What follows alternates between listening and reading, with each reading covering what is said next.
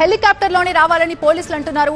హెలికాప్టర్లోనే రావాలనటంపై ఏదో కుట్ర ఉందంటున్నారు మాజీ మంత్రి.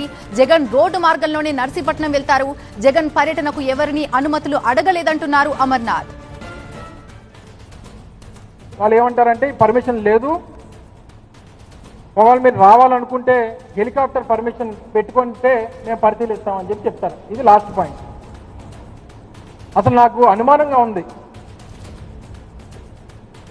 ఇన్ని రోజులు హెలికాప్టర్ పర్మిషన్ లేదన్నారు కొన్ని కార్యక్రమాలకి, ఇప్పుడు కొత్తగా హెలికాప్టర్ మీద వస్తే పర్మిషన్ ఇస్తామంటే మాకు ఎందుకో అనుమానంగా ఉంది. నాకు వ్యక్తిగతమైనటువంటి నా తాలూకా అభిప్రాయం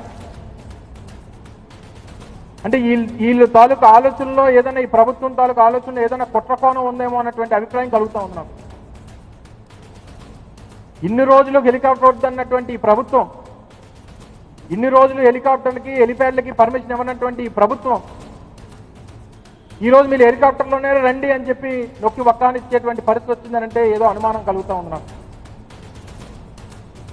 మీ అభిప్రాయం, మీ ఉద్దేశం ఏంటో, దానికి ఉన్నటువంటి బ్యాక్గ్రౌండ్ ఏంటో చాలా అనుమానాలకి, నాకే కాదు రాష్ట్రంలో మా పార్టీ నాయకులకి కార్యకర్తలు కూడా చాలా అనుమానాలు రేకెత్తించేటువంటి ప్రశ్నలా కనబడుతుంది.